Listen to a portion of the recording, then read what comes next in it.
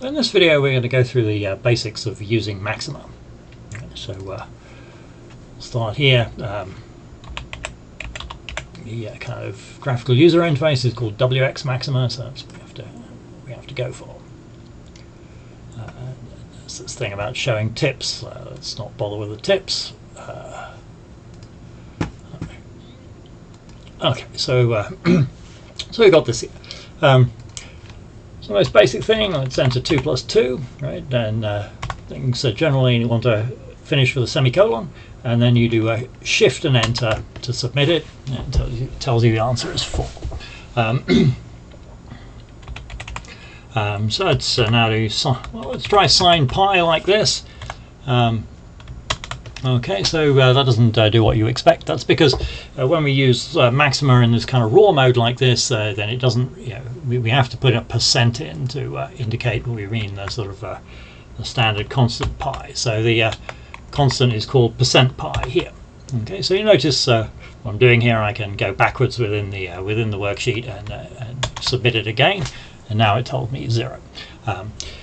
Once we've kind of loaded the stack libraries, the stack libraries will define pi to be equal to percent pi, and so we won't need to deal with that point anymore.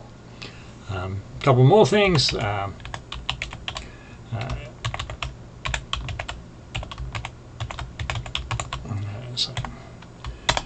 fairly standard sort of stuff that you can do with Sage or Mathematica or Maple or whatever you want.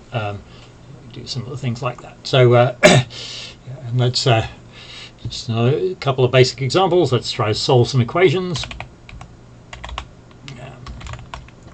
Okay, so we put the equations in equations in square brackets, and then the variables in square brackets. So we're going to do x squared plus y squared equals 1, and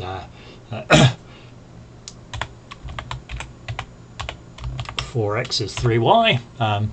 So for multiplication, I'm typing a star. It's being shown here not as a star, but as this kind of little centered dot, but I'm typing as a star. Notice here, okay, so I'm just going to type a left square bracket, and it automatically gives me the matching right square bracket. And then I put in the x and y. I'll put the semicolon on the end, and again shift enter, and it gives me 2 solutions to those pair of equations. Other kind of obvious thing you need to understand is about calculus, so let's just do some differentiation. So we do, again, I type the left bracket, it gives me the matching right one, x for minus x squared, and I'm going to differentiate with respect to x. So again, here it's giving me the constant e based on natural logarithms is being printed as percent e here. Once we've loaded the Maxima libraries, then it'll just be called e. Yeah, so that's differentiation. You might want to integrate.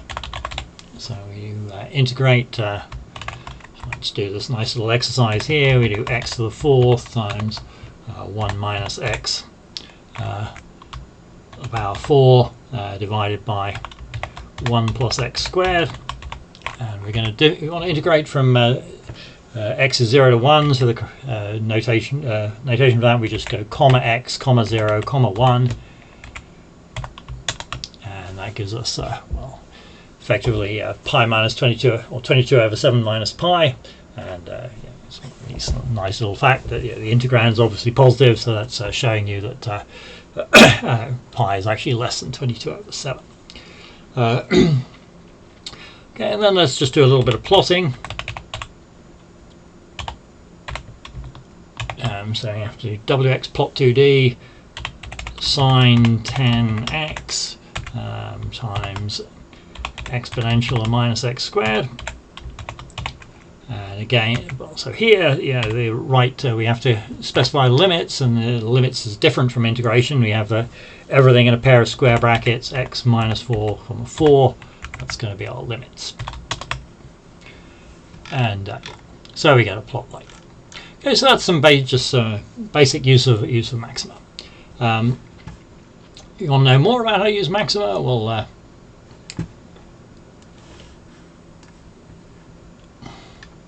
Okay, so there is the manual we've got here. Oh, actually, okay, let's have that in a separate window. So here's the manual. I've got you can get it in different versions. The one that we've got here is the one where the whole thing is just a single HTML file. That's kind of convenient for searching. Another thing that you could look at.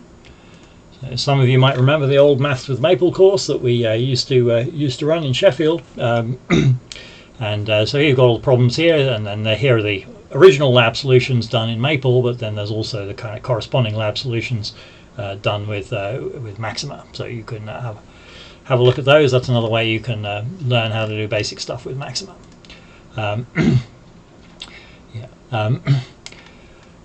Although you should note that actually quite a lot of this stuff, there's a lot of exercises about how to plot things. That's not so useful in current context because there's when we do questions for students in Stack, we don't generally use the Maxima to produce graphics. We use this library called JSX Graph.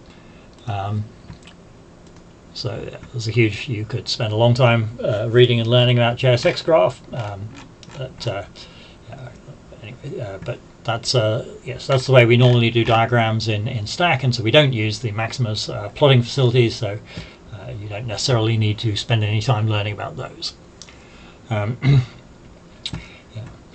then here, we've got everything we're doing here is, sort of within WX Maxima. So there's theoretically a distinction between WX Maxima, which is the graphical user interface that we're seeing here, and Maxima itself, which is the engine that kind of sits in the background that's actually doing the mathematical calculations. So there's a kind of separate set of help pages for WX Maxima, specific to the user interface.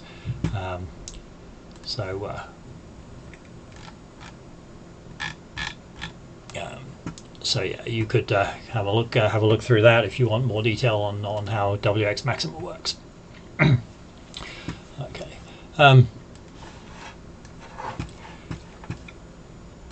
So WX Maxima, we can use it like this just to sort of do various mathematical calculations, but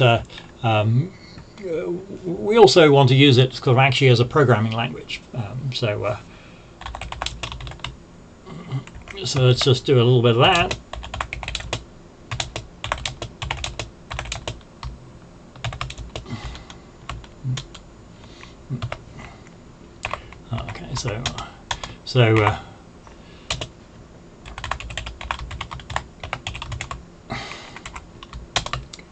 Okay, okay, what have we done wrong here? Oh, right, so I've used the wrong syntax. We have to do through instead of to. Okay, so for I from 0 through 20, do print I. Okay, that's the most obvious sort of thing that you might want to do. Let's just make this slightly fancier. Okay, so I'm just typing pressing enter without the shift. So if I press enter without the shift, then I just get a new line. I'm not actually submitting anything. So let's put in a conditional. So let's say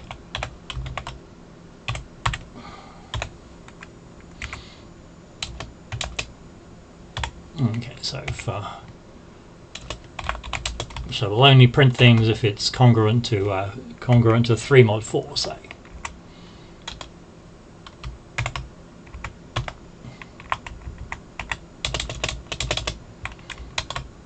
Okay, so here's all the numbers from 0 to 20 that are 3 mod 4.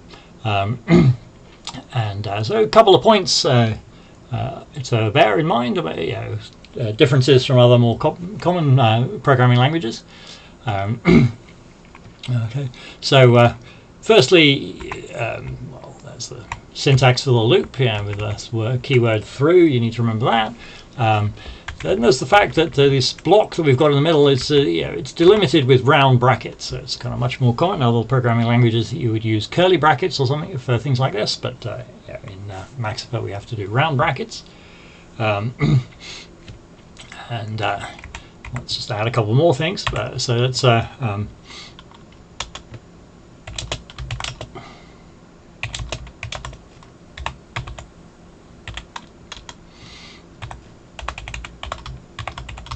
Okay, so we're not only going to print I, but we're also going to print I plus 100, which we're going to call J.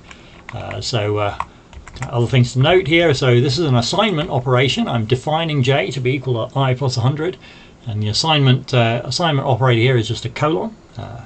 Many languages that would be colon equals or just equals, but in Maxima it's a colon. And also for testing equality, so we tested equality here, we just had an equal sign. In many languages that would be equal equal, a double equal sign, but in Maxima just a single equal sign. And then here we had various statements within the same block, print I and then the assignment and then the print J, and those are separated by commas.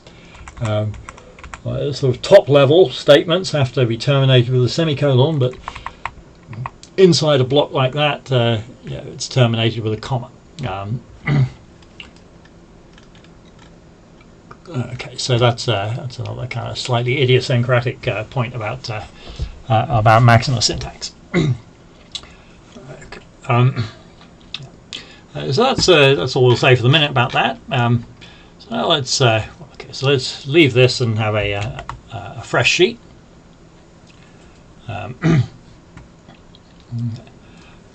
And this one we're going to set up for testing stack questions. Okay,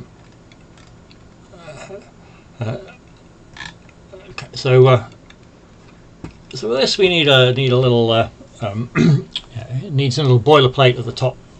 Okay, so we're going to do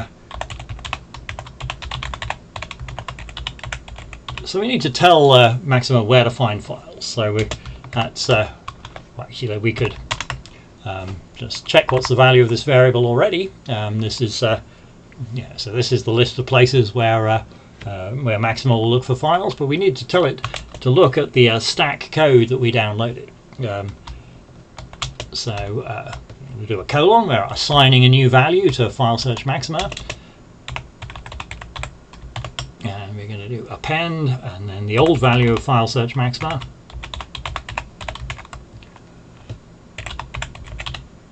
and then a new thing. You have to put in square brackets and quotation marks, so it's going to be C colon users. Actually, we're going to do this with forward slashes. So if we did it with backslashes, then we'd have to double them up. So we'll forward slashes, that'll work.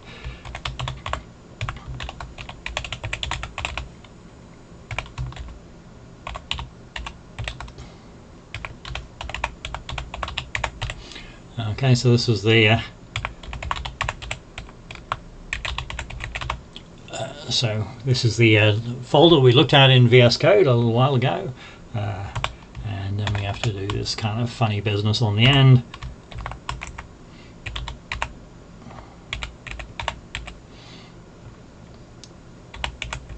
Okay, so so there's this line here that well, it's kind of reproduced in the notes. We could have just cut and pasted it. That would have been less effort. Okay, so now we see the new value contains this extra thing on the end. And now we want to do load stack Maxima.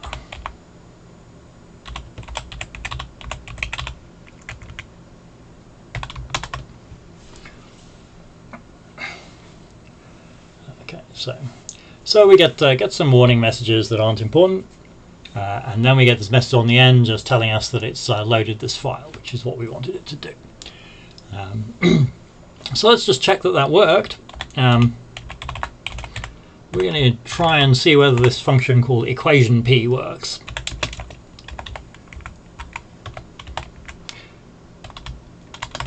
Okay, so the function equation p is not a part of the initial thing in Maxima. It's added by the stack code, but it is working. Equation p is a test to see whether something's an equation or not. The P on the end stands for predicate. In Lisp and systems derived from Lisp, it's kind of quite standard to put a P on the end of things for functions that check whether something has a certain property or not. So this is telling us that x equals 42 is an equation.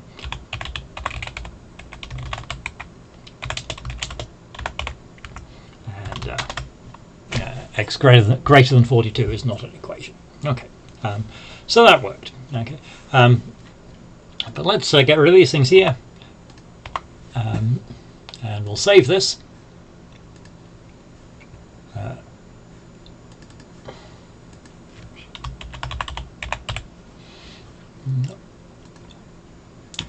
So it's convenient to keep a copy of this file like this with sort of nothing else after here, and then this is a kind of what we'll use it for testing stack questions. Okay, so we'll do the example that's given in the notes we're looking at. Okay, so here's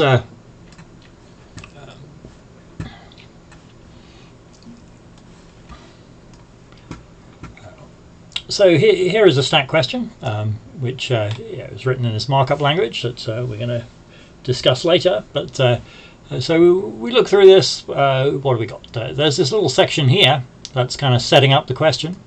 We define this variable yx, which you're supposed to think of as being y written in terms of x. So y in terms of x is sine 3x to the power 4th. Dy dx is the derivative. And then we define this variable q. We'll say a little bit more about what that means in a second. But for the moment, let's just cut and paste this code.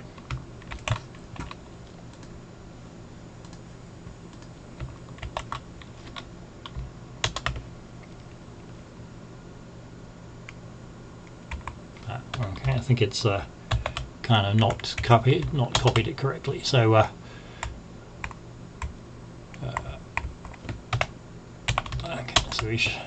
Okay, so after fixing some glitches in cutting and pasting, now it's worked correctly, and so yx is defined to be equal to this thing here, and then dy dx is the derivative, which is given by this expression here, and then q stands for question. So this, we've written the question. So on the left hand side we've got a quotation mark diff, which means it's just a way of referring to the derivative without actually evaluating it, and then on the right hand side we've got the thing. Okay. So then after we've cut and pasted this, we need to sort of fill in what the student's answer is going to be. So obviously a fairly common mistake in doing this kind of question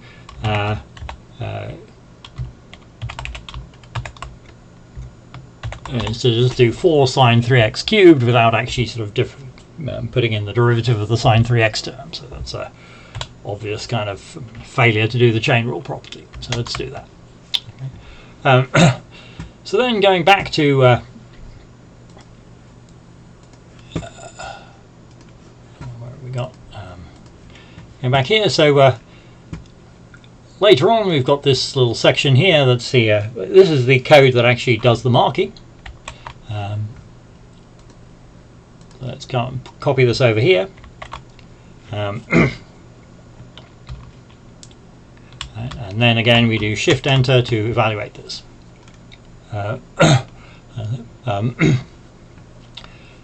Okay, so so we do this simp colon true. That well, that requires some explanation we won't give in a minute. Then we do this. We call this function called diff problem test. This is a kind of powerful facility for marking differentiation questions, and we give it 2 arguments. The first argument is the student's answer here, and then the second argument is the question, which we set up here. Okay, and then it produces 3 outputs which are assigned to these variables: SC, which stands for score; FB, which stands for feedback; and AN, which stands for answer note. So actually let's just look at those separately. So SC has been set to 0 because it's the wrong answer. AN, the answer note, has been set to this little phrase that kind of indicates, for the benefit of the lecturer, the kind of thing that went wrong. This is a so-called naive power rule that the students used. And then FB, the feedback, is a kind of longer string which is attempts to explain to the student what's wrong with their answer. Okay. So all this kind of stuff can be done through the web interface to Stack, but that's kind of, it's less efficient, and it's also not very good if you happen to have some syntax errors and things. Debugging syntax errors or more subtle errors is kind of quite hard within the web interface. it's much better to kind of just copy the question code over into Stack as we've done here, and then you can run it like this, and you can very quickly change the answer and see what happens. Okay, so here, yeah, I mean, so here I just put in an extra factor of x. So now now the system doesn't recognize that as being any kind of interesting, well understood incorrect answer, so it just returns that the answer is incorrect. Okay, so that's all we'll say for the minute about how to test things in Maxima, and then we'll have some further videos later explaining how these markup files work, how we encode questions, and how that interacts with the web interface.